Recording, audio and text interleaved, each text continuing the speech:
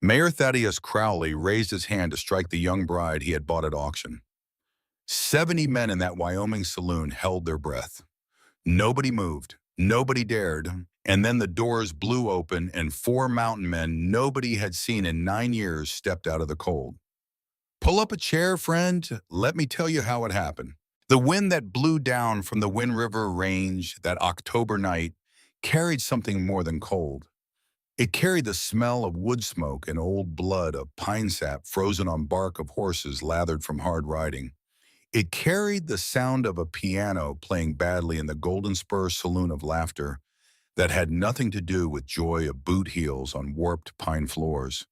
And somewhere out beyond the last lamps of Bitter Creek, Wyoming territory, on a ridge where no man had walked in 3 winters, that wind carried the soft breath of four brothers who had not yet decided whether they would come down off their mountain. It was the 14th of October, 1882, and it was the day a young woman named Marigold Ashcombe stepped off a stagecoach with one trunk, one folded letter, and one prayer that the man waiting for her would be kind.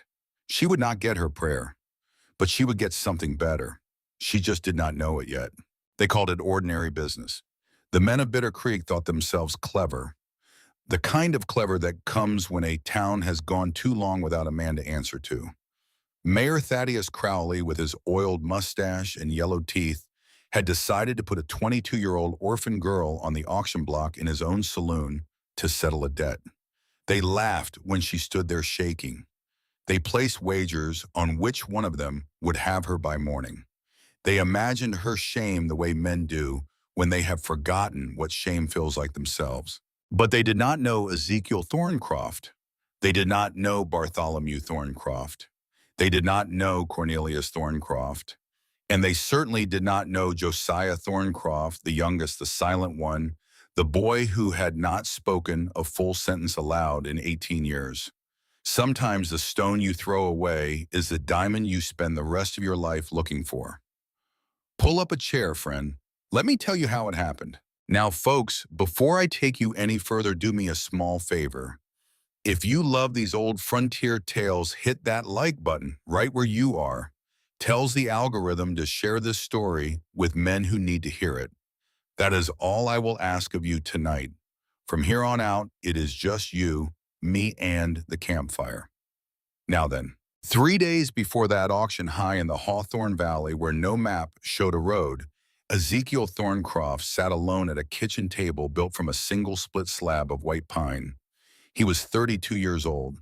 He stood 6'7" in his stocking feet. He had a scar that ran from his left temple down across his cheek to the corner of his jaw, a scar a grizzly had given him 5 winters back when the bear had come up out of a thicket near Yellowstone and tried to take him into the next world. The bear had not succeeded, but it had taken something all the same. It had taken his face as he had once known it. And not long after them, it had taken the only woman he had ever loved. That morning, his hands shook a little as he lifted his tin cup of bitter chicory coffee to his mouth. It was not fear. Ezekiel Thorncroft had not been afraid of anything in 5 years that he could put a name to. It was the memory of last January. The fever had come on him slow at first, a heaviness behind the eyes, a sickness at the bottom of the stomach. By the 3rd day, he could not stand. By the 5th, he could not lift his own head from the bunk. Bartholomew was 2 valleys west chasing a wounded elk. Cornelius was running his trap line 40 miles to the south. Josiah, sweet, silent Josiah, had ridden down to the Birchwood place to fetch the old man for help. But a sudden blizzard had locked the passes for 9 days. For 10 days, Ezekiel lay alone in that cabin with a fever that turned his dreams into a kind of slow drowning. He remembered, though he tried not to, the moment in the worst of it when he had whispered into the dark of an empty room a question that no man should have to ask alone. Who, he had whispered, will find my body? He had survived. By the grace of God and a constitution made of iron and pine pitch, he had pulled through. But something had changed in him during those 10 days. Something a man does not get back. Across the table, Bartholomew Thorncroft watched his brother in the firelight. Barrett, they called him, the brother who had ridden 2 years with the 7th Cavalry and come home with eyes that did not always see what was in front of them. He was 30 years old. He was big as Ezekiel, but quicker, leaner, the kind of man who could draw a Colt Navy revolver from his hip and put 6 rounds inside a tin can at 20 paces before the can hit the dirt. His left hand sometimes shook when he reached for a spoon. It never shook when he reached for a gun. "You've been quiet, brother," Barrett said. Ezekiel set the cup down. "I've been thinking." "That's so. I am 32 years old." "I know how old you are, Zeke. Next year I am 33. Barrett let a small smile touch the corner of his mouth. He was the only one of the four who could pull a smile out of his older brother on the bad days. That is generally how it works. Ezekiel did not smile back. He looked into the fire a long time. Then he said the thing he had been holding inside his chest for weeks. "A man cannot live like this forever, Barrett. A mountain does not forgive a man who tries to live alone forever. I am not afraid of dying. I am afraid of dying and nobody knowing, nobody finding me. The cabin standing empty come spring with the door open and the wind blowing through." Barrett did not answer right away. He understood his brother in the way only a man who has buried his own ghost can understand another man. "You thinking about a wife, Zeke?" "I am thinking about not being the last man on this mountain when my time comes." Foreshadowing whisper 1. Ezekiel Thorncroft did not know it yet, but in 3 days' time the wind would bring something to his door he had not dared ask for in a prayer, and it would arrive wrapped in a navy blue traveling dress with cornflower blue eyes and a name that meant the gold of a flower. Outside, the youngest brother stood on the porch with a charcoal pencil in his hand and a leather sketchbook balanced on the porch rail. Josiah Thorncroft was 25 years old. He had not spoken a full sentence aloud since he was 7 years old, since the night he had been hiding in the root cellar with his brothers, while their mother was dying upstairs, and a piece of him had simply broken off and never come back. He could grunt. He could sing under his breath when he was alone with the horses. He could whisper a single word now and again. But the long, flowing speech of ordinary men was a country he had not entered since. He was drawing the moon. The third brother, Cornelius, called Neil, was somewhere down by the corral checking the lead rope on the gray draft cross. He was 27, slender as a willow-whip, the best tracker any of them had ever seen, and the only one of the four who could not read a printed word. The brothers carried their wounds the way other men carry pocket watches, quietly, without complaint, but each one carried a wound just the same. Now, meanwhile, 140 miles east of that cabin on a stagecoach, grinding its way through the broken country south of Cheyenne, a young woman sat with a folded letter in her lap. Her name was Marigold Ashcombe. She was 22 years old. Her hair was the color of clover honey gathered in a modest knot at the nape of her neck, with soft tendrils escaping around her temples in the way of girls who had once been pretty and who did not yet know that hardship had only made them prettier. Her eyes were a clear cornflower blue. Her skin was porcelain pale, the kind of pale that comes from too many winters indoors over a sick bed and a counter. She wore an elegant traveling dress in deep navy wool fitted in the bodice, with small lace at the cuffs and collar, a small cameo brooch at her throat. The dress was dusty from 4 days of travel. The brooch was the only thing of her mother she still owned. She was traveling toward a man whose name on the letter was Mr. Henry Caldwell. She had never met him. She had only the letter, and the letter, written in a careful copper-plate hand, had promised her the following things: a house with a stove and a real glass window, a husband who would treat her with Christian kindness, a small parlor where she might keep her mother's china teacup and the silver pocket watch that had been her father's, a new beginning in a place where nobody knew that her parents had died of cholera in 1879, that her uncle Edmund Ashcombe had then been her only living kin, and that Edmund himself had died in some terrible accident in the Wyoming high country only 6 months past, leaving her with nothing in the world but his debts. The letter had also promised her safety. Across the coach from her sat an older woman in a black bombazine traveling dress, a widow on her way to bury a sister in Rawlins. The woman had been watching Marigold for some time. "Child," the widow said at last, May I ask you a question that is none of my business? Yes, ma'am. Where are you bound for? Bitter Creek, ma'am, to meet my future husband. The widow's face did not change much, but something behind her eyes did. And have you met this future husband of yours, child? Only by letter, ma'am. He is a businessman in Bitter Creek, a man of standing, the mayor, in fact.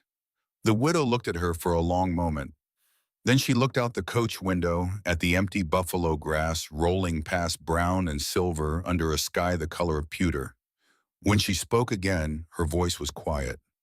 Child, a decent man does not need to send for his wife by mail.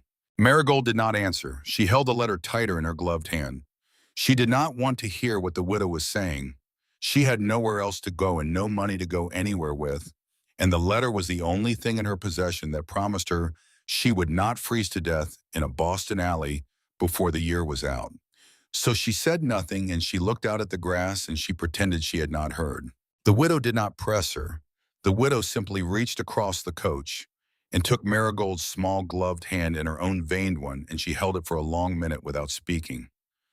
Then she let go. Foreshadowing whispered too, there are kindnesses in this world a person does not understand until much later.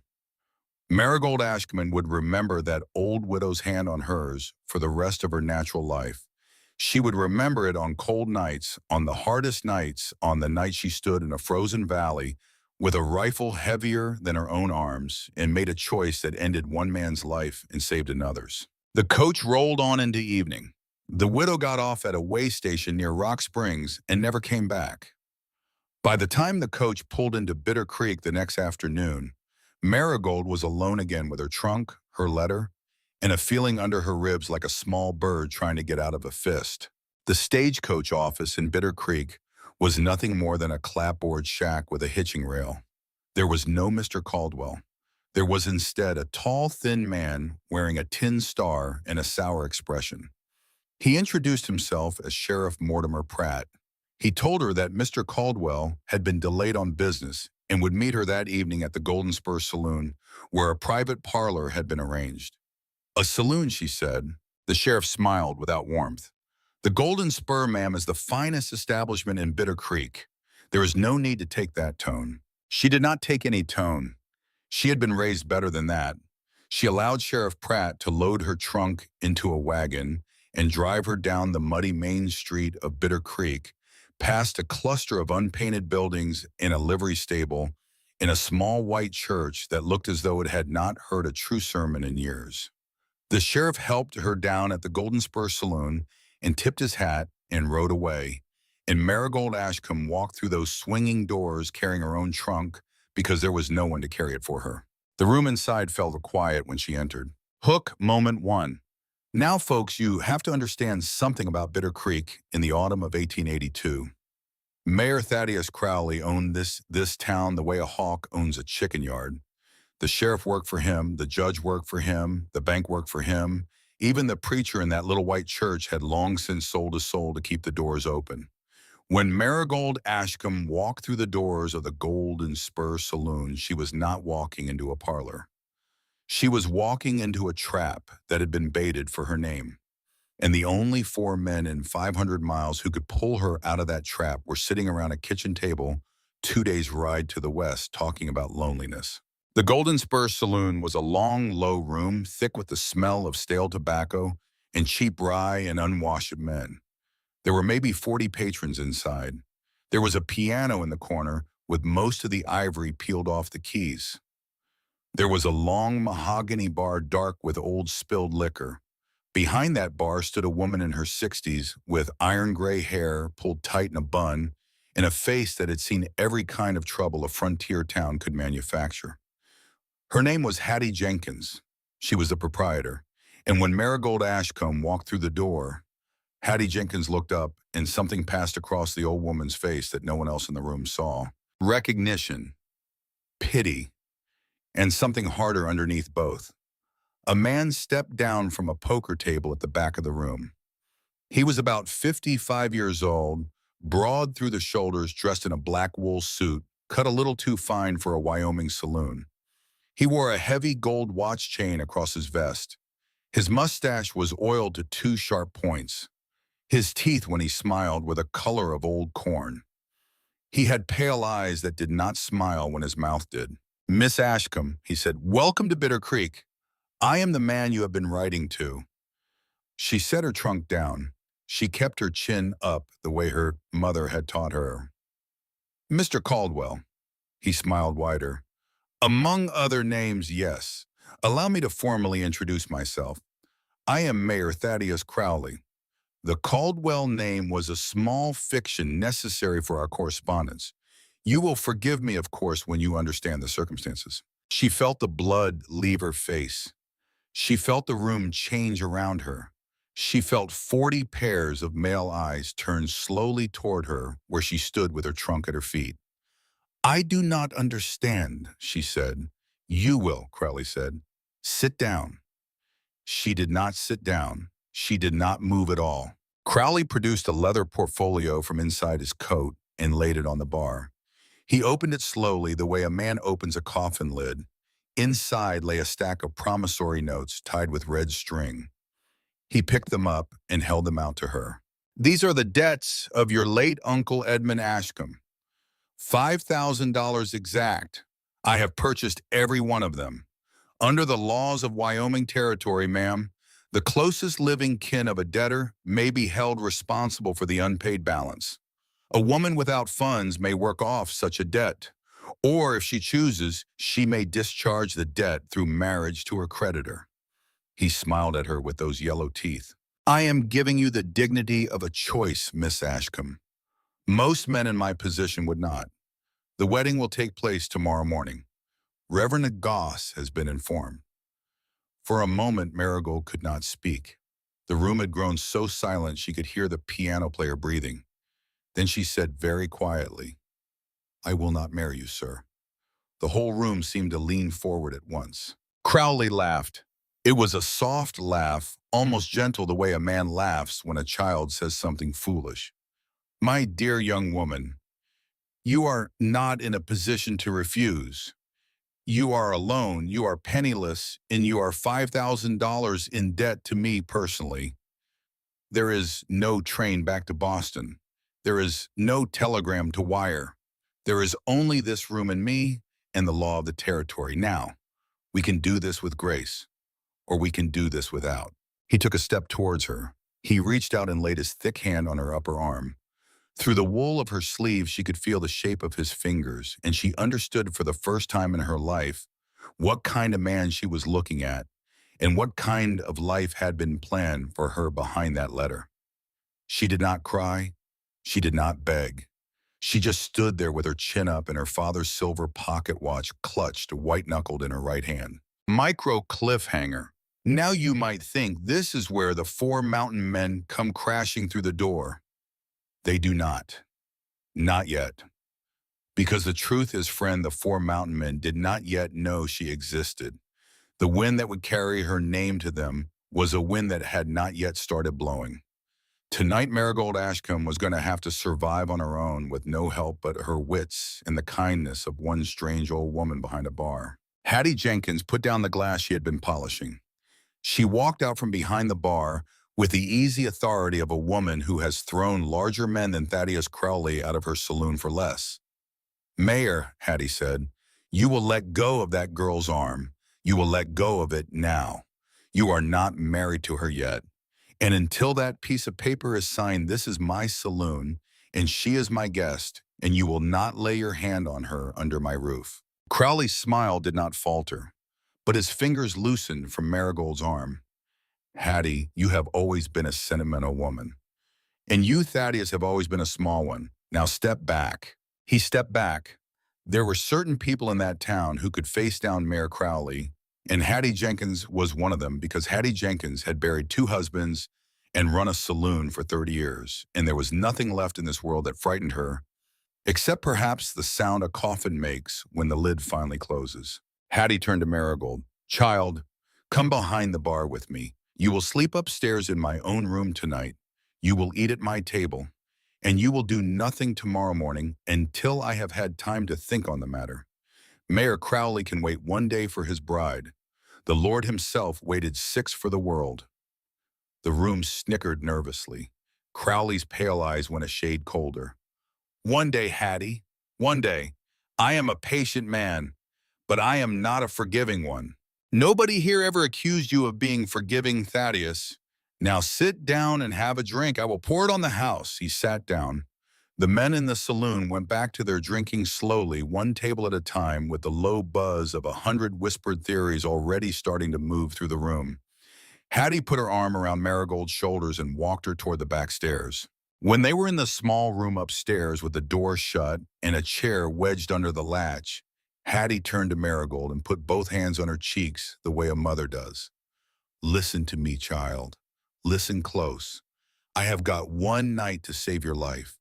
You will sit on that bed and you will drink this cup of tea I am about to bring you, and you will not move from this room until I tell you. Do you understand me? Yes, ma'am, but what? Why are you helping me? Hattie Jenkins looked at the girl for a long moment. Then she said something that did not just then make any sense at all. Because 30 years ago, child, I had a sister named Mary, and she had 4 little boys. And I owe those 4 boys a debt I have been waiting 18 years to pay. Now sit down, I have got a letter to write. Hook moment 2. Folks, sit with that for a minute. Hattie Jenkins, 60-year-old proprietor of the Golden Spur Saloon, just told that scared girl she had 4 boys to think of. 4 boys. And the night was just beginning. Because while Marigold sat in that locked upstairs room with a cup of cooling tea in her hands, Hattie Jenkins was downstairs at her bar writing a letter. And that letter was about to be carried by a bought rider on a fast horse into the highest crags of the Wind River Range, to a cabin where 4 brothers were sitting by a fire, talking about loneliness. The wind was about to start blowing. It just had not gotten there yet. Hattie wrote 3 lines on a folded piece of brown paper.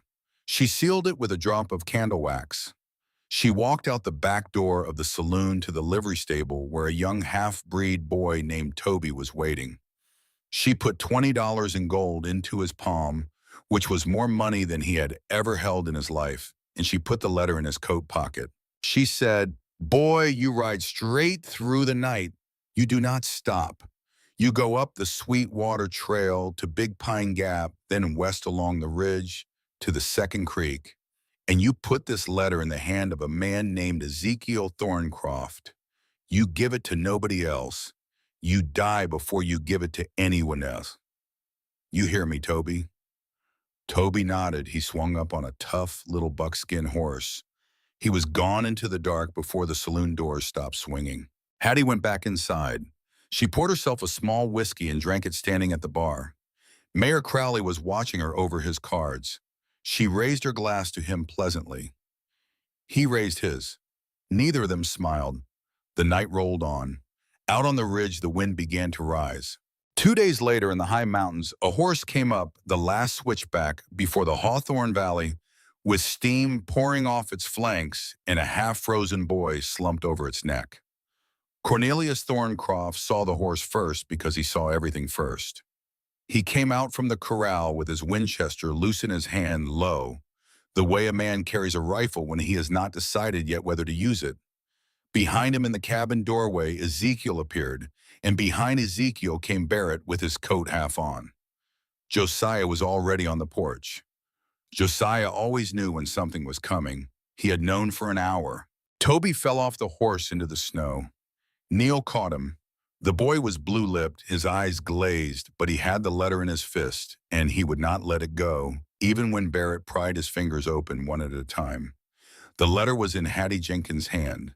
The Thorncroft brothers had not seen Hattie's handwriting in 9 years, but they all knew it on sight, especially Ezekiel. He read the 3 lines on the porch with his brothers crowded around him. He read them once, he read them twice. Then he folded the paper carefully and put it inside his coat over his heart, and he looked up at his 3 brothers, and his pale blue gaze had something in it the brothers had not seen since the night their mother died. He said, "Saddle the horses, all 4. We ride at dawn." Barrett said, "Where to?" "Bitter Creek."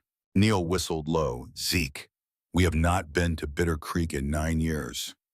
We are going tonight. Hattie has called us down. There is a girl. What girl? Ezekiel handed the letter to Barrett. Barrett read it. His face changed. Barrett handed it to Neil, who could not read, but who understood from his brothers' faces that something had broken loose in the world. Neil handed it silently to Josiah, who could read perfectly well, even though he could not speak, and Josiah read it, and Josiah's fingers tightened on the porch rail until the knuckles went white. The letter said three things. The first thing was a name, Marigold Ashcombe. The second thing was a sentence. She is Edmund's niece. The third thing was four words underlined twice in Hattie's heavy hand. They have her now. Twist one. Folks, hear me. Edmund Ashcombe was not just any man. Edmund Ashcombe had been Ezekiel Thorncroft's secret partner for 3 years. The two of them had found something in the high country in 1879 that was not yet on any map. They had found a vein of quartz so thick with gold that the rock itself seemed to be made of it. They had found the find of a generation. They had agreed that Edmund, the only honest assayer in 500 miles, would file the claim under a blind trust to protect them both from the men who would kill them for it. 6 months earlier, in April of 1882, Edmund had not died in any accident at South Pass. Edmund had been ambushed and shot in the back by Mayor Thaddeus Crowley's men because he had refused to turn the deed over. The Thorncroft brothers had known this for 6 months. What they had not known until that letter was that Edmund Ashcombe's niece had finally come west, and Mayor Crowley had her. By midnight, the four brothers were saddled. By midnight, they were riding down the ridge at a pace that no man rides at midnight in the high country unless he has decided that the price of his own life is no longer the most important price on the table. Ezekiel rode point. Barrett rode behind him, his Colt Navy oiled.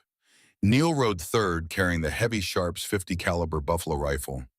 Josiah rode last, silent as smoke, with a long knife in his belt and a pencil sketch of the moon folded inside his shirt next to his heart.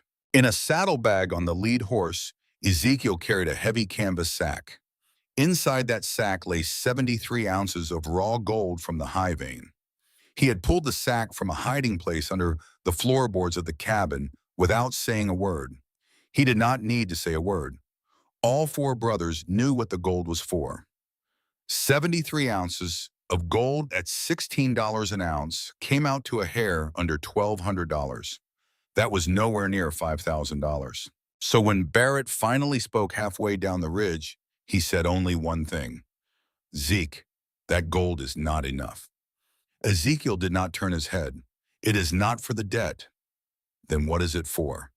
It is for the bar. It is to get her out of the saloon. The debt we will settle the other way. Barrett did not ask what the other way meant. He knew what it meant. They all knew. There were certain ways the Thorncroft brothers had of settling debts that did not involve money, and those ways did not get talked about in daylight. They rode through the night. They rode through the next day. They rode without stopping except to water the horses. By the second night, they were on the high country above Bitter Creek, looking down at the little smudge of yellow lamps in the dark, and Ezekiel reined his horse in and turned to his three brothers under a sky thick with cold stars. One last word before we ride in, he said. Whatever happens in that town tomorrow night, we walk in together. We walk out together. We do not draw first. But if any man in that saloon lays a hand on Edmund's niece, we end him where he stands. Are we understood? Barrett nodded. Neil nodded. Josiah, who had not spoken aloud since he was 7, opened his mouth, and in a voice rusted from 18 years of silence, he said one single word. Aye. The other three brothers looked at him. None of them said anything. There are some things you do not comment on in a man's life, and the moment a brother who has not spoken in 18 years chooses to speak again is one of them. They rode down off the ridge at the gray of false dawn. Now back in Bitter Creek, while the brothers had been riding, Marigold Ashcombe had been living through the longest 5 days of her young life. Hattie Jenkins kept her upstairs through the first 4 days. Crowley sent word twice. He sent flowers. He sent a dressmaker who could not quite hide her own pity. He sent finally a small velvet box containing a wedding ring that had once belonged to his grandmother and that he expected the bride to wear at the ceremony the following morning. Hattie accepted all of it at the door with a tight smile and then put it all on a shelf and did not bring any of it upstairs to Marigold. But on the fifth day, Crowley grew impatient. He sent Sheriff Pratt up the back stairs with two deputies and a piece of paper. The paper said that Miss Ashcombe was to be brought downstairs at 6 o'clock that evening for a public reading of the marriage banns and a community celebration in advance of the wedding. The paper said that if Hattie Jenkins refused to comply, she would be arrested for harboring a debtor in flight from her lawful obligations. Hattie read the paper. She read it twice. Then she looked at Sheriff Pratt and said, "Mortimer, you have known me for 27 years. Look me in the eye when you tell me you are doing this." The sheriff could not look her in the eye. "It is the law, Hattie. It is Crowley's law, Mortimer. It is not God's." 6 o'clock, Hattie, have her downstairs. He left. Hattie went upstairs. She sat on the bed next to Marigold, and she took the girl's small hands in her own scarred ones, and she said, "Child, I am going to tell you something now, and you are going to listen, and you are not going to be afraid. We are going to walk you downstairs at 6 o'clock. You are going to stand in that saloon and with your chin up the way your mother taught you. You are not going to cry. You are not going to beg. You are going to wait. Do you understand?" Wait for what? For the door, child. For the door.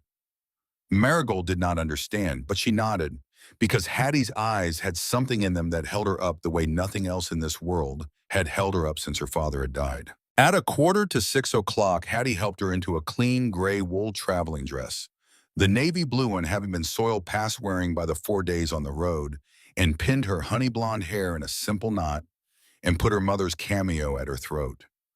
At 6 o'clock exactly, the two of them came down the stairs together, and the saloon went silent. It was packed wall to wall, maybe 70 men. Crowley was at the center on a small wooden platform draped in red, white, and blue bunting somebody had nailed up in a hurry. Reverend Goss stood beside him with a Bible and a hangdog expression. The piano was silent. Every face in the room turned toward the staircase. Hattie walked Marigold to the bottom of the stairs and stopped. She did not lead her any further. She took one step back, and she stayed there, her hands folded in front of her apron, her face a stone. Crowley smiled with all of his yellow teeth. "Miss Ashcombe, come forward." Marigold did not move. "Miss Ashcombe, do not embarrass yourself." Marigold lifted her chin. Her hands trembled at her sides, but she lifted her chin. "I will not marry you, Mayor Crowley. Not tonight, not tomorrow, not ever." The saloon held its breath. Crowley's smile faded by degrees like a candle dying. His pale eyes went very still. He stepped down from the platform. He walked across the floor toward her, slowly, one boot heel ringing on the warped pine boards at a time, and the room watched him the way a room watches a snake cross a floor. He stopped in front of her. He raised one hand, and he was going to do something then, friend, that I will not describe in this telling, because it does not need to be described. You know what kind of man he was. You know what he was about to do, but he did not get the chance.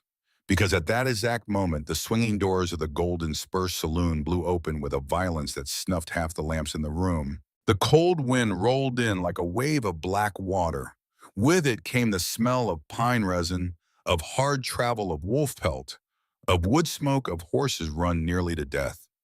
Standing in the doorway framed against the dark of the street and the last red light of evening were 4 silhouettes. Tall, massive, heavy with leather and fur. Each one of them broader at the shoulders than any man in that saloon. The one in front stood 6'7" and had a scar running down the left side of his face. The one to his right was leaner and had 2 Colt Navy revolvers low on his hips. The third was slender as a willow, holding a long, heavy buffalo rifle across his arm. The fourth and youngest stood half a step behind the others in absolute stillness, and his eyes in the lamplight were the eyes of a man who has seen the world end once already and is in no particular hurry to see it end again. The room did not breathe. Somebody somewhere in the back of the saloon whispered three words: Ghost, Brothers, Thorncroft. Mayor Thaddeus Crowley turned slowly from Marigold to the door. The hand he had raised dropped to his side. The color in his face dropped with it. The tallest of the four men in the doorway took one step into the saloon. The floorboards groaned under his boot. His mountain-colored eyes did not look at Crowley, did not look at Pratt, did not look at any of the men in that room. His eyes went directly to the trembling young woman in the gray dress at the bottom of the stairs. He said in a voice rusted by years of silence, the only sentence he had come down the mountain to say: "Miss Ashcombe, Hattie Jenkins sent us." Reverend Boss on the platform was crossing himself silently and looking very much like a man who would in an hour's time be on a horse out of Bitter Creek for good. Hook closing part 1. And right there, friend, on the warped pine floor of the Golden Spur Saloon in Bitter Creek, Wyoming territory, on the evening of the 19th of October, 1882, the door that Hattie Jenkins had told Marigold to wait for had just opened. The four Thorncroft brothers were inside the room. Mayor Thaddeus Crowley was 3 steps from a girl he had thought he already owned. 70 men were watching. A canvas sack of high country gold was about to land on Hattie's mahogany bar with a sound nobody in that saloon would ever forget. The four Thorncroft brothers stood in the doorway of the Golden Spur Saloon, and the saloon stood still around them. Ezekiel Thorncroft took one more step inside. His eyes had not yet left the trembling girl at the foot of the stairs. He saw her hands shaking at her sides. He saw the white of her knuckles where she gripped what looked like a small silver pocket watch. He saw the blue of her eyes, the color of the cornflowers that grew along the high meadows of the Wind River Range in July, and he understood for the first time why old Hattie Jenkins had ridden a young half-breed boy nearly to death across 140 miles of frozen country in 2 nights. This girl was Edmund Ashcombe's blood. You could see it in the line of her jaw and the way she had lifted her chin even now, even with Crowley's shadow falling across her, even with the smell of fear coming off her like cold breath. Edmund had been a quiet man, but he had been a stubborn man, and the stubborn was sitting right there in the girl's face. Ezekiel saw it, and something inside his chest, something that had been frozen solid for 5 winters, made a small sound like ice cracking on a thawing pond. He had not come to fall in love with anyone. He had come to settle a debt with the man who had killed his partner. But the cracking had begun all the same. Mayor Thaddeus Crowley recovered himself first. He had not survived 20 years of cattle thievery and land fraud and quiet murder by losing his composure when 4 armed men walked into a room. He took 2 slow steps backward, away from Marigold, smoothing his oiled mustache with the back of one finger, and he produced a smile that did not reach his pale eyes. "Well now," he said, "Mr. Thorncroft, we have not been graced with your company in this town in some years." Ezekiel did not answer. "You are a long way from your mountain, sir." Ezekiel did not answer. "And you have brought your brothers, I see. All 4 of you. To what, may I ask, do we owe the honor?" Ezekiel still did not answer. He walked slowly, the floorboards groaning under his weight, past the staring poker players and the open-mouthed barflies and the piano player who had frozen with his hands above the yellow keys until he was standing beside Marigold Ashcombe at the foot of the stairs. He did not look at her. He did not touch her. He simply placed himself between her and Crowley, and the geometry of the room shifted in that single movement. Behind him, his 3 brothers had moved into the saloon without a word being spoken between them. Years of hunting together had taught them to read each other in silence. Barrett took a position at the front door, his back to the swinging slats, both Colt Navy revolvers still holstered, but his weight forward on the balls of his feet. Cornelius drifted along the long mahogany bar, the heavy Sharps 50 caliber Buffalo rifle still across his arm, his sharp eyes moving from face to face among the 70 men in the room, building himself a map of who would draw and who would run. Josiah did not move at all. Josiah simply stood 3 paces behind Ezekiel in the geometric exact center of the saloon and watched the room with the quiet attention of a man who had once watched his mother die through a crack in a root cellar door and who had decided at age 7 that he would never again take his eyes off a room that contained a man like Crowley. Crowley felt the geometry of it. He had been a powerful man in Bitter Creek for 15 years. Tonight, for the first time in 15 years, he was no longer the most dangerous man in the room. He took a third step backward. Ezekiel finally spoke. "Mayor Crowley, we are here to discharge a debt." Crowley's smile flickered recovered. "Whose debt, sir?" "The debt of Edmund Ashcombe, owed by his niece, Miss Marigold Ashcombe. $5,000, even as I understand it." A murmur ran through the saloon. The men of Bitter Creek had been told all afternoon that the bride was being purchased through a debt of honor. They had not been told that anyone outside the town had any interest in the matter. They certainly had not been told that the Ghost Brothers of the Wind River Range, who had not set foot in Bitter Creek in nearly a decade, had any reason to ride down a mountain in October over a girl from Boston they had never met. Crowley's pale eyes narrowed by a fraction. "And how, Mr. Thorncroft, did you come to know of Miss Ashcombe's circumstances?" "That is not your concern, Mayor." "I think it is." "It is not." Ezekiel did not raise his voice. He did not have to. The sentences came out of him short and flat, the way a man speaks when he has already decided exactly how a conversation is going to end and is only waiting for the other man to catch up. He shrugged the heavy canvas sack off his shoulder. He walked 5 steps forward, past Crowley, past Sheriff Pratt, past the bunting nailed up on the platform, until he was standing at Hattie Jenkins's long mahogany bar.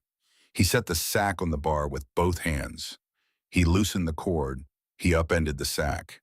What came out of that sack made men in that saloon forget how to breathe. Raw gold spilled across the dark wood. Heavy, irregular nuggets, some the size of a thumb, some the size of a hen's egg. Stamped bullion bars marked with the assayer's punch of a man who had been dead for 6 months. The gold made a sound on the bar that nobody in Bitter Creek had ever heard before, a sound like 100 coins falling into a copper pot. The lamplight caught the metal, and the metal threw the light back yellow and red across the faces of every man in the room. A voice somewhere said, "Sweet Jesus." Another voice said, "That is not possible." Ezekiel did not turn from the bar. He looked at Hattie Jenkins. Hattie was already reaching under the bar for her old brass scale, the same scale her second husband had built for her. 30 years before the scale she had used to weigh dust off 40 different miners over 30 different summers. "Weigh it, Hattie," Ezekiel said. Hattie weighed it. The saloon was silent for a full 2 minutes while she worked. The only sound was the small clink of the brass plates and the soft scrape of nuggets sliding across wood. Crowley stood frozen on the floor behind them, no longer smiling at all. His pale eyes had gone the color of old ice. Hattie finished. She wiped her hands on her apron. She looked up at the room and she said in a clear voice that carried to every corner of the saloon, $7,400 in change. By weight, I will swear to it on a Bible if anyone wants to bring me one." Crowley said nothing. Hattie turned to him. "Mayor Crowley, the debt of Edmund Ashcombe to your accounts is $5,000 even. There is on this bar in raw gold the sum of $7,400. The Thorncroft brothers are paying you the debt in full with $2,400 surplus. Do you accept payment, sir, or do you not?" Crowley's mouth worked. He could not seem to make a sound come out. Hattie said louder, "Do you accept payment, sir?" The saloon held its breath. Crowley finally found his voice. It came out thin. "I do not accept payment. The debt was to be settled by marriage, Hattie. The girl signed her name to it." Hattie did not even blink. She reached under her bar and she produced a single sheet of paper. She held it up to the lamplight so the whole room could see it. "This, gentleman, is the contract. The original contract sent to Miss Marigold Ashcombe of Boston, Massachusetts in August of this year. It is signed by Henry Caldwell of Bitter Creek, Wyoming Territory. Henry Caldwell, gentlemen, is a man who does not exist. There is no Henry Caldwell in this town. There never was. Mayor Thaddeus Crowley used a false name to obtain a young woman's consent to passage to Wyoming. That, sir, is fraud. That is fraud under the laws of the territory and under the laws of the United States. A contract obtained by fraud is no contract at all. The debt is the only legal instrument standing between Miss Ashcombe and her freedom, and the debt has now been paid. She slapped the paper down on the bar next to the gold. In full, with surplus. Crowley's right hand drifted very slowly toward the inside of his coat, where every man in that saloon knew he kept a small ivory-handled revolver. Behind him in the doorway of the Golden Spur Saloon, Bartholomew Thorncroft cleared his throat. It was a small sound, a polite sound almost, the sound a gentleman makes in a parlor when a lady drops a handkerchief. Crowley's hand stopped moving. Barrett spoke for the first time that evening. His voice was lighter than his older brother's, almost amused, but the thing underneath it was not amused at all. Mayor Crowley, I have shot 5 men in my life. I served 2 years with the 7th Cavalry. I was at the greasy grass when Custer rode into the wrong end of a bad afternoon, and I was one of the 7 men under Major Reno who came back down off that hill alive. I have killed men I respected, sir. I have killed men I liked. I have never yet killed a man I did not like, but I am open to the experience. Now, take your hand off the inside of that coat, slowly. Crowley took his hand off the inside of his coat, slowly. Barrett smiled. Thank you, Mayor. The saloon began by degrees to breathe again. Ezekiel turned from the bar at last. He walked back across the warped pine floor to Marigold Ashcombe, who had not moved. She had stood there through every word of it, with her chin up and her father's silver pocket watch white in her fist. Now finally Ezekiel looked her in the eyes for the first time. Up close she was smaller than he had thought from the doorway. The top of her head reached only to the middle of his chest. Her cornflower blue eyes were red-rimmed but dry. He spoke quietly only to her. Miss Ashcombe, we can ride out of this town tonight. You can come with us up to the high country. Hattie has a place for you among us. Or if you choose, we can put you on the next stagecoach east tomorrow with $2,000 in your hand and our word that no man in this room will trouble you on the way. The choice is yours. Nobody is going to make it for you. Not tonight. Not ever again. Marigold looked up at him, up at the great scar that ran down his face, up at the pale eyes, the color of glacier water, that had not once in the whole exchange looked at her with any kind of hunger or possession or claim. Up at the grave courtesy of a man who had just paid $7,400 in raw gold to set her free and was now offering her a stagecoach ticket east. She thought for a long moment. She said, Mr. Thorncroft, I do not know who you are. I do not know why my uncle's name brought you down out of your mountain. I do not know where you mean to take me. But I know that the only person in this room who has shown me a kindness since I stepped off the stage is Hattie Jenkins. And Hattie Jenkins sent for you.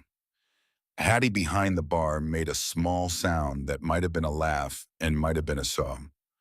Marigold went on, I will go with you tonight, if you will have me. Ezekiel inclined his head 1 inch. We will have you, Miss Ashcombe. He held out his hand. She placed her small, gloved fingers in his enormous calloused palm.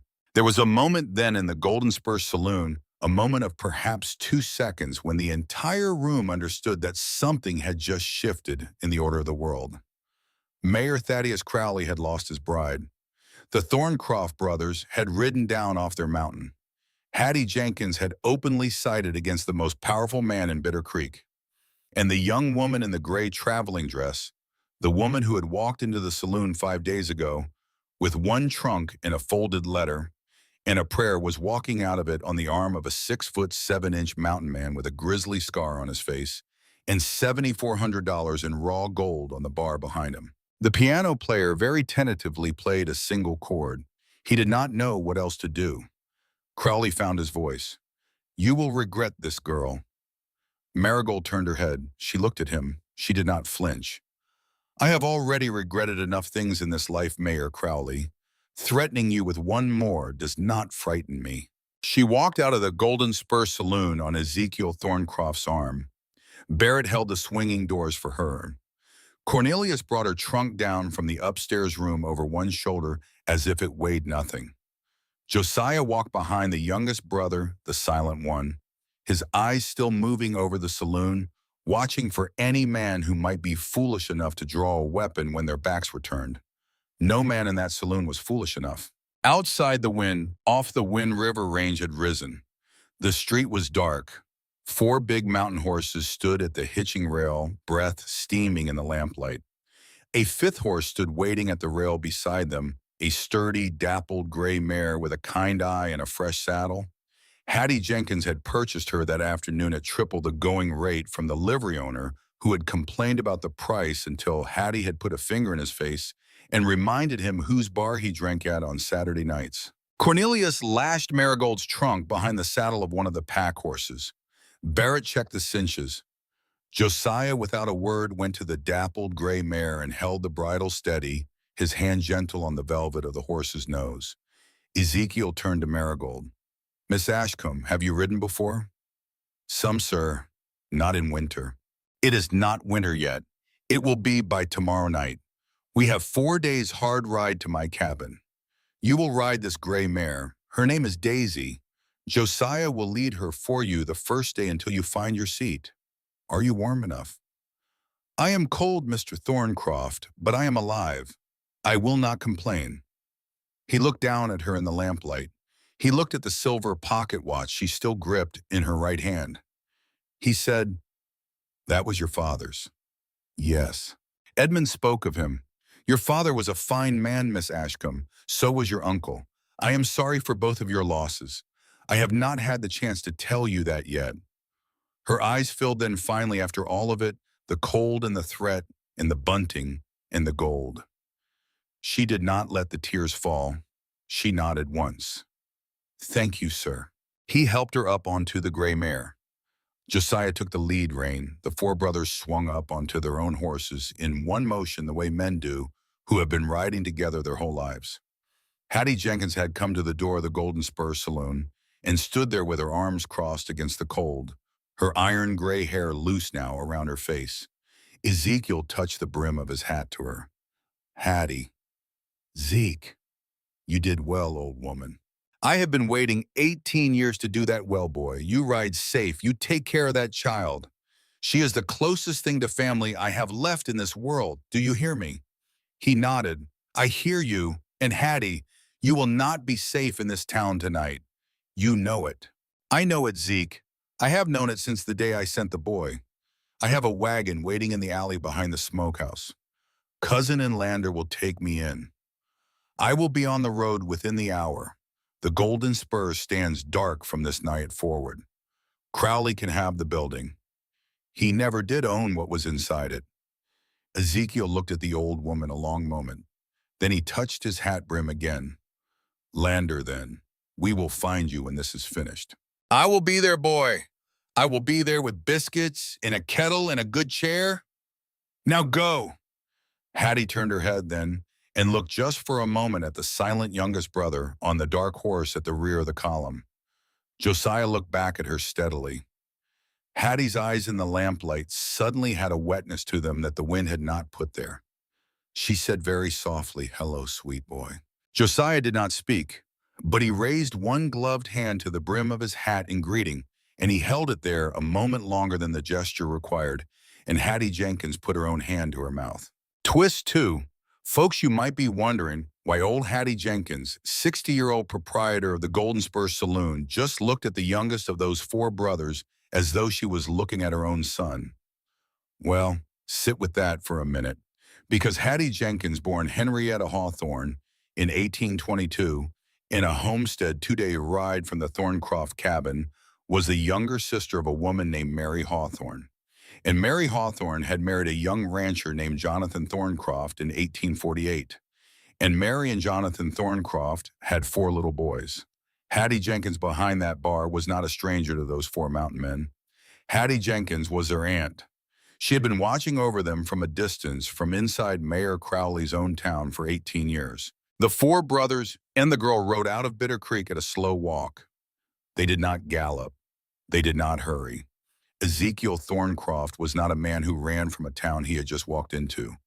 They went down the muddy main street at a measured pace past the small white church and the livery and the unpainted general store, and behind them the lamps of the Golden Spur saloon burned yellow in the cold. Inside the Golden Spur mare, Thaddeus Crowley stood very still in the middle of the warped pine floor. The 70 men in the room were watching him. He understood with the clarity that comes to powerful men only on the very worst nights of their lives that he had just been publicly humiliated. He understood that the gold on the bar had bought the girl free of any legal claim he could now make against her. He understood that Hattie Jenkins had outwitted him with a piece of paper he had not bothered to track. He understood that the Thorncroft brothers had walked into his town and out of his town without losing so much as a glove. And he understood, perhaps most clearly of all, that if he did not do something tonight to recover his standing in this room, he would lose his grip on Bitter Creek forever, because power was a thing made of nothing but the belief that you had it. He turned to Sheriff Pratt. "Mortimer?" "Yes, Mayor." "Send a rider to One-Eyed Jack Callahan. Have him at my office by tomorrow noon. I want 20 men, hard men. Pinkerton dropouts and Cheyenne shootists. I do not care what they cost. I want them ready to ride for the high country inside of 1 week." "Yes, Mayor." "And Mortimer?" "Yes, Mayor. Find Hattie Jenkins. She has a wagon somewhere in this town. Find her before she leaves Wyoming." Sheriff Pratt swallowed. "Yes, Mayor." But Hattie was already gone. The wagon had pulled out of the alley behind the smokehouse 5 minutes after the brothers rode out of the main street, and the freight driver Hattie had paid in cash 3 days before knew the back roads to Lander as well as any man in the territory. By the time Pratt got to the smokehouse alley, the only thing left was a single tin lantern hanging on a nail and a piece of paper tacked under it. The paper said 3 words in Hattie's heavy hand. "The bar is yours." Underneath those 3 words, she had written 4 more. "So is your soul." Sheriff Pratt read the note twice. Then he folded it and put it inside his vest pocket and walked back toward the saloon to tell the mayor that the old woman had bested them again. Foreshadowing Whisper 3. There are men in this world who lose with grace. Mayor Thaddeus Crowley was not one of them. While the 4 brothers and the girl rode out into the dark of the Wyoming high country, Crowley was already drawing a map in his head. A map of a small valley, a map of a cabin, a map of 4 brothers who by his count would be much easier to kill on their own ground than they had been to kill in his saloon. The mountain men had won the night, but the mountain men had not won the war, and before the spring thaws came to the Wind River Range, that map was going to turn red. The first hour of riding was through the lower country sage and bunch grass under a sky thick with stars. The cold deepened steadily. Marigold sat the gray mare carefully, both hands on the reins. Josiah's lead line a steady tension at the front of the bridle. The mare was kind. She placed her hooves with care. After 30 minutes, Marigold found that she was no longer thinking about how to ride. She was simply riding. She was also thinking. She was thinking about how 6 hours ago she had stood in an upstairs bedroom in the Golden Spur saloon and believed she would be married against her will by morning.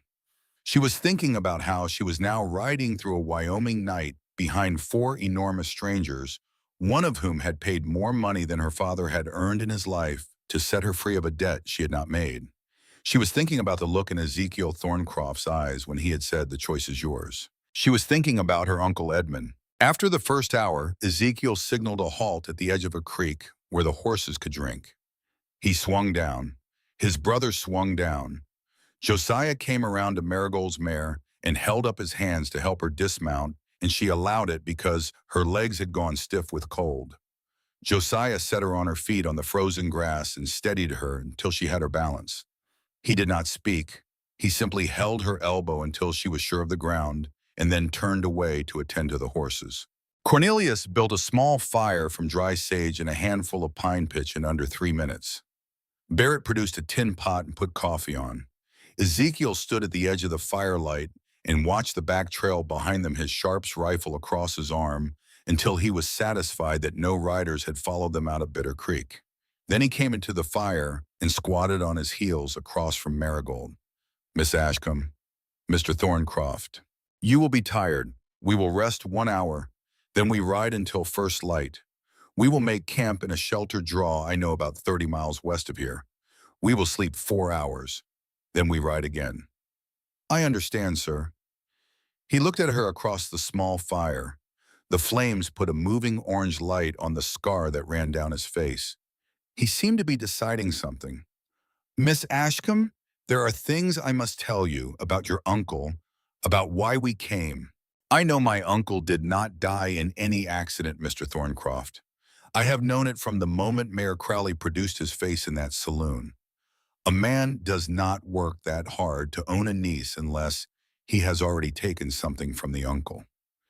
Ezekiel's eyes changed at that. Just a small change. The kind a man's face makes when he has just decided that someone is smarter than he had hoped.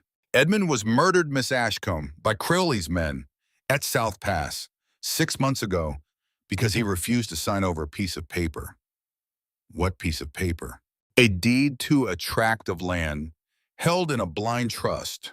The land is in the Badlands south of here. It is on the surface worthless rock. It is not worthless underneath. Your uncle and I were partners, Miss Ashcombe. 3 years ago, I found a vein of quartz so heavy with gold that the rock itself rings like a bell when you strike it with a pick. I could not file the claim under my own name without painting a target on the back of my brothers and myself. Your uncle was the only honest assayer in 500 miles. He filed the claim under a blind trust that names you his only living kin as the inheritor. Marigold sat very still. I am the inheritor of a gold mine. You are the inheritor of perhaps the largest gold strike west of the Black Hills, Miss Ashcombe. And Mayor Thaddeus Crowley has known about that mine for at least 7 months. He has been moving very carefully. He killed your uncle to remove one of the 2 names that needed to consent to any transfer of the deed. He sent for you under a false name to remove the other. If he had succeeded in marrying you tonight by Wyoming territory law, he would have become the legal custodian of all of your property, including the deed to the Badlands claim. He would then have transferred the deed to himself and become overnight perhaps the wealthiest man in the Western Territories. Marigold did not speak for a long time. When she did speak, her voice was lower and harder than it had been in the saloon. Mr. Thorncroft, did you come down off your mountain because of me or because of the gold? The question hung in the firelight. Barrett on the far side of the fire did not look up from his coffee. Cornelius tending the horses did not turn his head. Josiah whittling a stick by the picket line did not move. All 3 of them in their separate silences were waiting to hear how their oldest brother would answer. Ezekiel looked at her across the fire for a long count of 3. He said, I came down because Hattie sent for me. I came down because you are Edmund's blood, and Edmund was my friend, and his blood is owed a debt I will pay until the day I die. I came down because no man in this country deserves to be sold across a saloon floor to Thaddeus Crowley. I did not come down for the gold, Miss Ashcombe.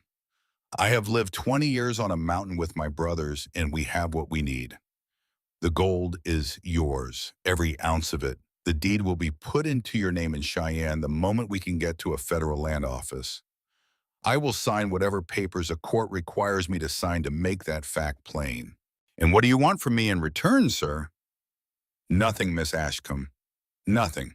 Nothing that you do not freely give. I want you to live. I want you to be free. If you choose when this business is finished to take your inheritance and ride east to Boston and never see any of us again, I will put you on that train myself with a kiss on the back of your hand and my blessing. If you choose to stay in the territory and build a home of your own, I will help you build it. If you choose in the fullness of time and with no one rushing you to consider any one of my brothers or myself as a man, you might walk through the rest of your life beside then. We will speak of that when the time comes. But not before. You have been bargained over enough for one lifetime, Miss Ashcombe. You will not be bargained over by me. Marigold's eyes filled. She did not let the tears fall. She pressed both of her gloved hands to her mouth for a moment, and she breathed through her fingers, and when she lowered her hands again, she was steadier. Mr. Thorncroft, I do not know what to say to that. You do not need to say anything, Miss Ashcombe. Drink your coffee. We have a long ride. She drank her coffee. The fire burned low. Above them, the stars wheeled slowly in the coal-black sky. Somewhere far off, a coyote called once and went silent. After perhaps 20 minutes, Marigold spoke again, quietly. Mr. Thorncroft. Yes. There is a fourth brother, the youngest. He has not spoken since we left town. No, he does not generally. Is he well? Ezekiel looked across the fire at Josiah, who was still whittling, his head bent over his knife. Josiah was 7 years old, Miss Ashcombe, in the autumn of 1864. On the night, a band of riders hired by a young Thaddeus Crowley came to our parents' homestead. They killed my father in the yard. They killed my mother in the kitchen. Hattie's sister. My brothers and I were hidden in the root cellar, all four of us, by my mother. She told us not to come out no matter what we heard. We did as we were told. Josiah was 7. He has not spoken a full sentence aloud since that night. He understands every word you say. He reads better than I do. He hears the wind a mile off. But the part of a boy that learns to talk over a fire, that part of him was buried in our mother's kitchen on a night in 1864. He has not in 18 years found it again. Marigold's hand was at her mouth again. Crowley. He was 37 years old then, Miss Ashcombe. He wanted our father's land. Our father would not sell. Crowley sent 4 riders. We did not know it was Crowley until 2 years ago, when your uncle hired a Pinkerton detective named James Holloway to look into it. Holloway sent his report to Edmund. Holloway is dead now. Edmund is dead now. The report sits in a strong box under the floorboards of my cabin, and Crowley has spent 3 years and a great deal of money trying to find that strong box. Tonight, Miss Ashcombe Crowley understood for the first time that we are not after all 4 hermits on a mountain. We are 4 men who came down out of that mountain when called, and we walked into his saloon, and we walked out with his bride. He poured the last of his coffee onto the fire. The fire hissed and went down to embers. He will come for us now. How soon? Inside of 2 months, maybe sooner. He will hire Shootist out of Cheyenne. He will bring numbers. He will bring weapons we have not seen in this country before. He has the money to bring whatever he wishes. What will you do? We will go home, Miss Ashcombe. We will go home to the Hawthorne Valley, and we will get ready. Hook closing part 2.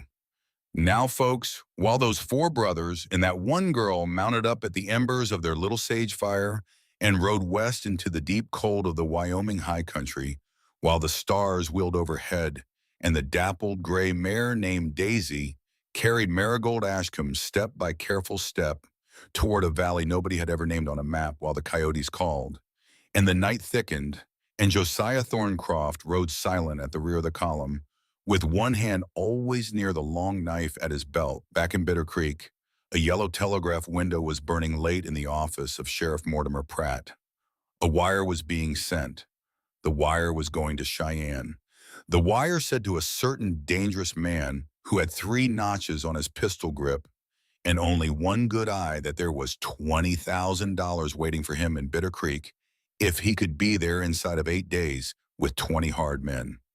The mountain had won the saloon, but the mountain was about to be invited to a war it had not yet declared, and the war was coming up the Sweetwater Trail with the wind. The first night out of Bitter Creek was the hardest, not because of the cold, though the cold was a living thing that pressed on a person from every direction at once. Not because of the dark, though the dark of the Wyoming high country in October was a kind of dark that a woman from Boston had never imagined possible. The first night was the hardest because Marigold Ashcombe, riding behind 4 men she did not know into a country she had never seen, had only just begun to understand how completely her life had changed. She had ridden for an hour after they left the embers of the sage fire, then another hour, then another. The dappled gray mare named Daisy walked steadily, sure-footed as a goat, And after the third hour, Marigold's hands stopped gripping the reins so tight and began simply resting on them. Josiah Thorncroft rode at her side, leading her mare on a slack lead line, his dark eyes scanning the country ahead and behind in a slow rhythm that did not change. The brothers did not speak. Mountain men, she would learn, did not waste words on trail at night. The horses' hooves on the frozen ground made a soft drumming. Leather creaked. A snaffle bit jingled now and again. The wind moved through the bunch grass with a sound like the slow turning of a long page. They rode until the false dawn began to gray the eastern sky. Then Ezekiel raised one gloved hand and turned his big bay gelding off the trail into a sheltered draw between two long sandstone ridges, and the horses who knew this draw and had drunk from this creek 100 times before walked themselves down to the water without being told. "Camp here," Ezekiel said. It was the first word any of them had spoken in 4 hours. Cornelius dismounted and went up the side of the draw to set a watch on the high ground. Barrett dropped his saddle, stripped his horse, picketed it on a long line, and started a fire in a ring of stones that had clearly been used by the brothers many times before. Josiah came around to Marigold's mare and held up his hands to her, and she leaned forward and let herself fall sideways into his arms, because her legs would not have held her if she had tried to dismount on her own. He set her on her feet gently. She staggered. He steadied her at the elbow. He did not let her go until he was sure she could stand. "Thank you," she said. His dark eyes met hers gravely, and he raised one hand to the brim of his hat. Then he turned away to attend to her saddle. Ezekiel came over with a wool blanket. He laid it over her shoulders without ceremony. "Miss Ashcombe, sit by the fire. Barrett will have coffee in 5 minutes. There is dried venison in my saddlebag and biscuits Hattie packed for us. Eat what you can. We sleep 4 hours." "Where will I sleep, sir?" "On that side of the fire. The 4 of us will sleep on this side. Josiah will take the second watch. You will not be disturbed, Miss Ashcombe. You have my word." She sat down on the wool blanket close to the fire. Her hands were so cold she could not feel her fingers. She held them out to the flames and watched the blood come back into them slowly. She looked across the fire at the 4 brothers, who were her unlikely guardians now, and she tried to set them straight in her mind. Ezekiel the oldest, 32, the scar, the pale eyes the color of glacier ice, the voice that did not waste a word. Bartholomew called Barrett, 30, the lighter manner, the 2 Colt Navy revolvers, the eyes that sometimes did not see what was in front of them, the small tremor in his left hand when he reached for a spoon. Cornelius called Neil, 27, slender as a willow whip, the best tracker any of them had. The man who she had noticed in the saloon never made a sound when he moved, not even on warped pine boards. Josiah called Joss, 25, the silent one, the youngest, the boy who had been 7 years old in a root cellar in 1864, the man who had spoken his first word in 18 years on a ridge above Bitter Creek the night before. He had said, just the one word, Otgenin. 4 men, 4 mountains in their own way, 4 brothers who had ridden 140 miles to set her free and who had not once in all of the riding looked at her with anything but courtesy. She drank her coffee. She ate 2 biscuits and a strip of venison. Then she lay down on the blanket on her side of the fire, and she pulled a second blanket Barrett had handed her up over her shoulders. And despite the cold and the strange country and the 4 armed men sleeping on the other side of the embers, she fell asleep within the space of a breath. When she woke 4 hours later, Josiah was sitting on a log a few feet from her with the heavy Sharps 50 caliber rifle across his knees. He had been there the whole time. He had not slept. The sun was just over the eastern ridge. He saw her open her eyes. His mouth moved in something that was almost but not quite a smile. Then he got up and went to wake his brothers. Foreshadowing whisper 4. Folks, I want you to remember Josiah Thorncroft sitting on that log in the gray light of an October morning. Remember that he has not slept. Remember that he is the silent one, the youngest, the boy who lost his speech to a kitchen full of men with guns when he was 7 years old. Remember it? Because in a few weeks' time, on a different gray morning, in a far worse situation, the silent youngest brother is going to do something that the other three Thorncroft men have none of them ever heard him do. And it is going to break a piece of every one of them in the breaking. The second day of riding was easier than the first. Marigold's body was sore in places. She had not known a body could be sore, but the sun came up clean and cold, and the country opened around them into long sage flats with the dark blue line of the Wind River Range rising ahead like a wall at the edge of the world. The brothers rode in their formation, Ezekiel at Point Barrett at Second Marigold, and Josiah together in the middle, Cornelius at the rear, leading the two pack horses. Around mid-morning, Cornelius rode up alongside Marigold's gray mare. He was the only one of the four who had not yet spoken to her. He rode with the easy slouch of a man who had spent 20 years in the saddle and who could fall asleep in it if he chose. He grinned at her sideways. It was a quick grin, almost shy. "Miss Ashcombe, Mr. Thorncroft." "I will not answer to Mr. Ma'am. None of us will in time. Call me Neil." "Neil, that mare is treating you right." "She is. She is the kindest horse I have ever ridden. She is a good mare. Joss picked her out. Joss has an eye for a horse the way some men have an eye for a woman.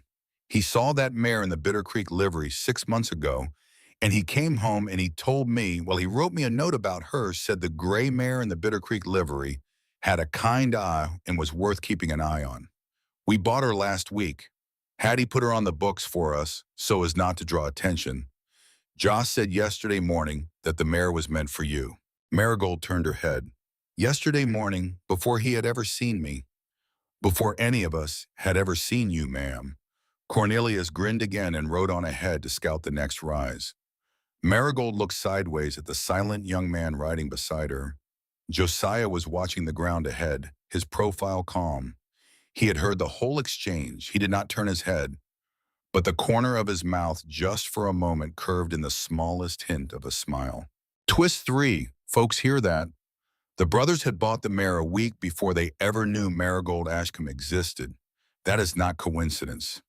That is the kind of thing the high country does to men who have lived close to it long enough. The mountain knew her name before they did. Joss, in his silence, had been the first one to hear the wind say it. Around noon, they crossed a frozen creek at a wide gravel ford. The water was running thin under a crust of clear black ice. The horses crossed carefully. On the far side, while they were pausing to let the animals drink, Ezekiel rode back to Marigold and held out a folded piece of canvas. "Miss Ashcombe, the wind off the range will be harder this afternoon. Put this on under your coat." She unfolded the canvas. It was a thick wool shirt, soft and well-made size for a small man. It was clean and it smelled faintly of cedar. "This is yours, sir." It was.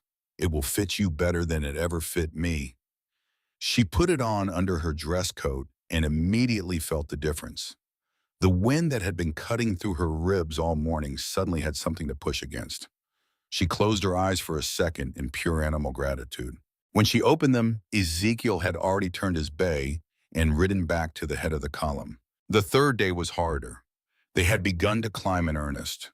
The trail wound up through stands of lodgepole pine and aspen whose leaves had already gone gold and were falling now in slow yellow showers around the riders' shoulders. The air thinned, the cold deepened. By mid-afternoon, when they crossed an exposed shoulder of rock at perhaps 8,000 feet, the wind hit them with a force that took Marigold's breath away. The gray mare set her shoulder into it and pushed forward without missing a step. It was on the third afternoon that the mountain lion came.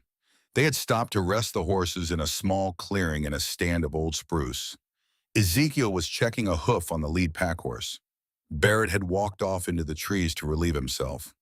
Cornelius was kneeling by the trail, studying something on the frozen ground that none of the others would have noticed in a year of looking. Marigold was standing with her hand on Daisy's neck. Josiah was 10 feet away from her, adjusting the latigo on his own horse's saddle. Without warning, Josiah went absolutely still. Marigold did not see what he saw, but she felt the change in the air around him the way an animal feels a storm coming. He turned his head a fraction of an inch. He looked past her up into the dark crown of a spruce tree behind her shoulder. His right hand very slowly moved to the long knife at his belt. He raised his left hand. He laid one finger across his lips. He looked her in the eyes, quiet his eyes said. She did not move. He stepped soundless across the frozen ground between them. He came up beside her. He took her elbow in his left hand, gently. He drew her one step at a time, sideways away from the tree behind her and toward the gray mare. He never took his eyes off whatever was in that tree. Cornelius, 20 feet away, looked up from the ground. He saw his youngest brother's face. He went still as well. His Winchester came off his back into his hands without a sound. Ezekiel, still bent over the pack horse's hoof, said quietly without raising his head, "What?" Josiah did not answer. He could not answer. But he gestured two fingers down to the spruce. Cornelius brought the Winchester up to his shoulder smoothly. He sighted. He waited. There was a long moment of absolute silence. Then a shape exploded out of the spruce above and behind Marigold. A streak of tawny gold, a long whipping tail, four legs gathered in midair. A mountain lion easily 150 pounds dropping from a branch, perhaps 15 feet up. Cornelius fired once. The cat hit the ground 3 feet from where Marigold had been standing. It was already dead. Cornelius's bullet had gone in behind the left shoulder and through the heart. Marigold made a small sound, a single soft gasp. She did not scream. Josiah's hand was still on her elbow. He had not let go of her. His other hand was on the hilt of the long knife. The long knife was halfway out of its sheath. The mountain lion would have landed on her shoulders. It would have broken her neck before she hit the ground. Cornelius's rifle had killed the cat in the air, but Josiah's hand on her elbow had moved her 2 paces sideways in the seconds before the cat jumped, and those 2 paces were why the cat had fallen short. Ezekiel had come up at a run. He looked at the dead cat. He looked at his youngest brother. He looked at Marigold. Then he looked at the spruce tree. "Joss, how did you know?" Josiah did not speak. Of course he did not speak. He simply pointed up into the spruce. There on a high branch, half hidden in the dark green, was a single tuft of tawny fur caught on a twig where the cat had brushed it, climbing up an hour before. Ezekiel let out his breath. Lord. Barrett came running back from the trees, buttoning his coat, a Colt Navy already in his hand. He saw the dead cat. He saw his brother standing close. He saw Marigold, pale as paper but unhurt. He holstered his pistol slowly. "Well," Barrett said, "Joss earned his supper." Cornelius walked over and put a hand on Josiah's shoulder. He squeezed once. He did not say anything. The brothers did not generally speak about the things that mattered most. Marigold looked at the silent young man whose hand was still on her elbow. She said very quietly, "Joss, thank you." Josiah looked down at her. His dark eyes were calm. His mouth softened a fraction at the corner. Then he let go of her elbow. Then he did something none of the other 3 brothers had ever seen him do for a stranger. He raised his right hand and made a small gesture in the air between them. He touched 2 fingers to his own chest, then to his lips, then opened his hand towards her palm up. Marigold did not know what the gesture meant, but Cornelius did. He made a small sound that was almost a laugh. "What was that?" Marigold asked. Cornelius said, "That, ma'am, is sign talk. Old Hank Birchwood taught us all of it when we were boys. It is what hunters use when they cannot speak. Joss said, 'My heart, my words are yours.'" Marigold's eyes filled. She steadied them with a slow breath. There was no time for crying in this country. The cat lay dead 3 feet away. The cat could have been her. She would weep perhaps when she was alone, but she lifted her own hand, awkwardly. She did not know the gestures. She touched 2 fingers to her chest, then to her own lips, then opened her hand toward Josiah, palm up. Josiah's eyes changed. He inclined his head 1 inch, the way his oldest brother did, and then he turned away, to skin the mountain lion because skinning the mountain lion was what needed to be done next, and the Thorncroft brothers, in moments of feeling, generally turned to the next thing that needed doing. Hook moment 3. Folks, listen to me. That moment, that small exchange of a few fingers in the cold air over a dead mountain lion, was the first conversation Marigold Ashcombe ever had with the youngest of the four Thorncroft brothers. And it was the most important conversation any of them would have on the road to the Hawthorne Valley. Because Josiah Thorncroft, who had not spoken for 18 years, had just told a young woman from Boston that his heart and his words belonged to her. Not as a husband, not as a suitor, as a brother, as a guardian, as a fourth wall around her in a country full of wolves. And Marigold Ashcombe, Boston bred, who knew nothing of sign talk or mountain lions or root cellars or the way silent men love, had answered him correctly without knowing the language. There are things in this world that do not require translation. That night by the fire, after the cat had been skinned and the camp made and the stew of fresh meat eaten in silence, Josiah did one more thing. He came over to where Marigold sat with her cup of coffee on the wool blanket. He squatted on his heels in front of her. His dark eyes were steady, and in that voice rusted from 18 years of silence, the second sentence of his adult life, he said two words: stay close. Then he stood up and walked away to take the first watch. Marigold sat by the fire with the cup steaming in her hands. Across the embers, Ezekiel was watching her. Their eyes met. Neither of them said anything, but something passed between them in the small silence that would not later need to be put into words. The fourth day of riding, the last day, was the worst and the best. The worst because the country had grown brutal, narrow ledge trails with frozen scree falling away to the right switchbacks, where the mare had to gather herself and lunge two sections, where the brothers led the horses on foot, single file, along a path so narrow that Marigold could not look down without dizziness. The best because the country had also grown beautiful in a way she had not believed country could grow. The Wind River Range opened its high places to her one valley at a time. They climbed past timberline. They crossed an alpine meadow where the wind had scoured the snow away and left the dry brown grass standing up like wires. They passed a half-frozen lake, the color of melted turquoise. They came around a long shoulder of granite at mid-afternoon, and there below them suddenly lay the Hawthorne Valley. She drew breath. It was not what she had expected. She had been picturing somewhere in the back of her mind a steep rock fissure with a one-room cabin shoved into it, smoke leaking out of a chimney, a place where four hard men lived hard lives. What lay below her instead was a hidden bowl in the mountains, perhaps 2 miles long and a mile wide. A clear lake at its center, half frozen at the edges, the open water in the middle the color of a very deep blue evening sky. A waterfall coming down off a granite cliff at the lake's far end in 3 slow white ropes, dark stands of spruce on the slopes, a long meadow on the near shore, the dry grass golden in the afternoon light. And at the meadow's edge, sheltered by the cliff and looking out across the water, a building. It was not a cabin, it was a lodge, built of peeled lodgepole pine logs, 2 full stories with a steep cedar shake roof and a stone chimney at each end. Smoke was rising from one of the chimneys. There was a long covered porch facing the water.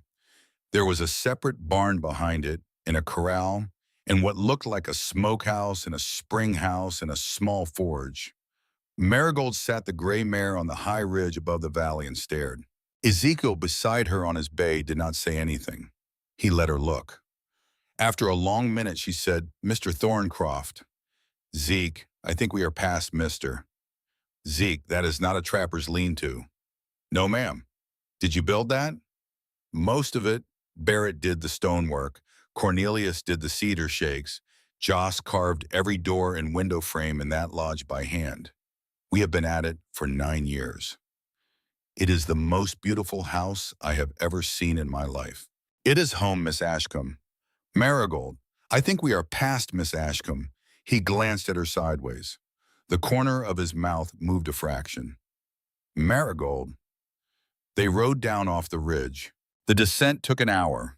By the time they reached the valley floor, the sun had dropped behind the western cliffs, and the air had gone the deep blue of a winter dusk.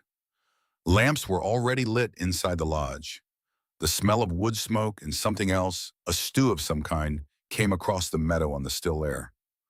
Old Hank Birchwood was waiting on the porch. He was a small, dry man, perhaps 75 years old, leather-faced and white-bearded, with a buffalo hide coat that fell to his knees and a battered Hawken rifle leaning beside him against the wall. He had been the brothers' guardian since 1864. He had taught Cornelius to track, had taught Barrett to shoot, had taught Ezekiel to skin a deer in under 3 minutes, had taught Josiah in the long, quiet years when Josiah did not speak every gesture of the old hunter sign talk. Hank had ridden up from his own small cabin 2 valleys west when he had heard the brothers were riding to Bitter Creek. He had been holding the lodge for them. He stepped down off the porch as they came into the yard. He was grinning under his white beard. "Well now," Hank said, "you boys did not leave any of yourselves behind in town." "No, sir," Ezekiel said. "And you brought the lady." "We brought the lady." Hank came up to the gray mare. He took off his old wool hat. He tipped his head to Marigold. "Miss Ashcombe." "Sir." "My name is Hank Birchwood, ma'am. I have been waiting on you. I know you have had a long ride, and I imagine you have had a longer week before that. Supper is on. Bathwater is hot. There is a room upstairs Joss built for you over the last 6 months." She looked down at him. 6 months. 6 months, ma'am. "But," Hank looked up at her with kind, faded eyes. "Hattie wrote us in April, ma'am, the day after your uncle was found dead. She said there was a niece in Boston with no family living. She said she did not know what was going to happen yet, but she wanted us to know there was a girl. The boys started building a room the next week. Did not know if you would ever come up this mountain.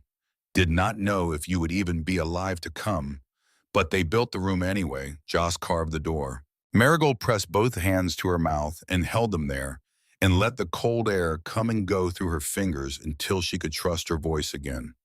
6 months. 6 months, ma'am. Twist 4. Folks, sit a minute with what old Hank Birchwood just said on the porch of a lodge in the high country in October of 1882. The Thorncroft brothers had not come down off their mountain to rescue Marigold Ashcombe because Hattie wrote them 3 lines on a piece of brown paper 2 nights before. They had been preparing for her arrival for 6 months. From the moment Edmund's body was found at South Pass, those 4 brothers had begun building a room in their lodge for a young woman in Boston they had never met, on the chance that they might one day be called upon to bring her home. That is not a rescue. That is a vow. That is a vow taken in silence by 4 men in a lodge in the mountains, the way men take their deepest vows. And Marigold Ashcombe, sitting on a kind gray mare in the blue dusk of the Hawthorne Valley, was understanding for the first time that she had not, after all, been bargained over and won. She had been waited for. Cornelius came up and held the mare's bridle. Barrett came up and lifted Marigold down out of the saddle. Her legs would not hold her. Barrett did not comment on it. He simply, in one easy motion, scooped her up the way he might have scooped up a child, and he carried her up the porch steps, across the porch, and through the front door of the lodge. Ezekiel followed. Josiah and Cornelius led the horses around to the barn. Old Hank held the door. The inside of the lodge took her breath a second time. A great room with a stone fireplace, 8 feet wide at the far end, buffalo hide rugs on the plank floor, a long pine table set for 6 with tin plates and pewter mugs, an iron stew pot bubbling on a hook over the fire, smelling of venison and onions and wild sage. To the left, against the entire long wall, floor to ceiling, packed shelves of books, hundreds of books, leather-bound cloth bound some new, most well-worn. To the right, a heavy oak desk with rolled topographical maps and brass drafting instruments. Above the fireplace, a violin and a wall mount. Beside the fireplace, a low bookshelf full of small carved wooden figures of animals, the kind a man whittles by lamplight when he cannot sleep. Marigold in Barrett's arms looked at all of it. She said, "You 4 are not mountain men. You are something else. Barrett laughed. It was the first real laugh she had heard from him, and we are mountain men, Marigold. We are just not perhaps what some folks expect. He set her down carefully on a long couch covered in a buffalo robe in front of the fire. He laid a wool blanket over her legs. He brought her a tin cup of hot chicory coffee with cream and sugar, real cream from a goat Hank kept in a stall behind the barn, real sugar from a tin jar on the kitchen shelf. She took the cup in both hands and held it under her face and breathed the steam. The brothers came in one by one, Cornelius and Josiah smelling of horse and cold air. Old Hank with his Hawken rifle leaned against the wall. Ezekiel, who had stopped to put the 4 horses away with his own hands, came in last and shut the heavy front door behind him against the cold. The 5 men sat down to supper with Marigold at the head of the long table. Old Hank said grace. It was a short grace, the kind a hunter says, thanking the country for what the country had given. Then they ate. She ate 3 bowls of the stew. She had not eaten properly in 5 days. She ate biscuits in butter and a small slab of pan bread. Old Hank had pulled hot from the iron stove. She drank her coffee. The brothers talked the easy, low-voiced talk of men who had not all been together at a table in some time. Barrett told a story about a bear he had encountered the previous week. Cornelius described briefly and with great accuracy the route they had ridden out of Bitter Creek. Old Hank reported dryly that the goat had been difficult to milk in their absence. Josiah did not speak, but he ate slowly, and once when Marigold reached for the salt, he passed it to her without being asked, and his fingers brushed hers for a half-second. Ezekiel mostly listened. He sat at the foot of the table and watched the firelight moving on the faces of his brothers and the woman they had brought home, and the thing in his chest that had cracked open in the saloon was now widening by slow degrees into something he did not yet have a name for. After supper, while Hank was washing the dishes and the brothers had stepped out to settle the horses for the night, Marigold found herself alone with Ezekiel by the fire. She was looking at the violin above the mantel, then at the carved wooden figures, then at the great stone fireplace. Her eyes finally went to a small, framed daguerreotype on the bookshelf, partly turned away from the room. She did not ask, but Ezekiel saw where she was looking.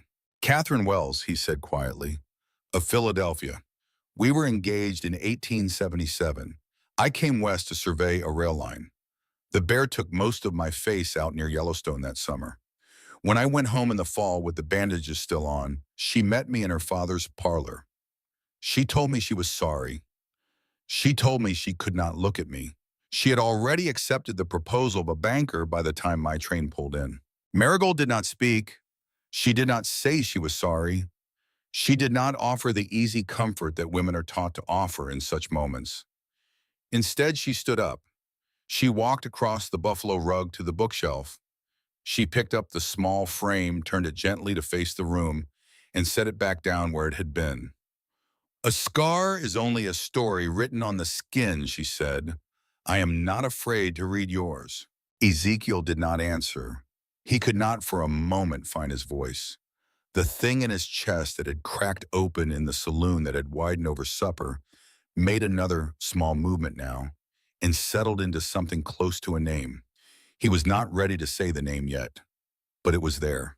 When the brothers and Hank came back inside, Marigold had returned to the buffalo robe couch and was sitting with her knees drawn up under the blanket, and Ezekiel was at his desk in the corner of the great room.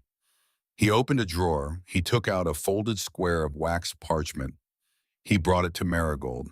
He laid the parchment on her lap. This is yours, he said. It has been yours since April. I am only the man who has been holding it for you. She unfolded it. It was a deed, filed under a blind trust held by Edmund Ashcombe, deceased in naming as sole inheritor, one Marigold Catherine Ashcombe of Boston, Massachusetts. The deed was for one tract of land, 1,240 acres in the Badlands, south of the Wind River Range, comprising the entirety of the strike known privately to the partners as the Hawthorne Vein. Across the bottom in Edmund Ashcombe's careful copperplate hand was a small notation. For my niece, with my love, so she shall never want.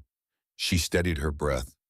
She had not wept in the saloon, or on the trail, or in the spruce stand, when the cat had jumped, or on the porch when old Hank had told her about the room. She did not weep now either. She simply folded the deed back along its old creases and laid it on her knee and put both her hands flat on top of it. She said, Zeke, yes, Mayor Crowley is going to come up this mountain. Yes, he is. How long do we have? 2 months, maybe less. Hattie will get word to us when his men start to gather in Bitter Creek. Even from Lander, she will know. Are we going to be ready? He looked at her across the firelight. For the first time since she had met him in the saloon, his eyes had something soft in them. Something that was not soft at the edges. Something that was soft only at the very center where it counted. He said, we have been getting ready for 18 years, Marigold. We have just been waiting on you. She nodded once. She closed her hand around the deed. Outside the lodge, in the great cold dark of the Hawthorne Valley, a wolf called once far away.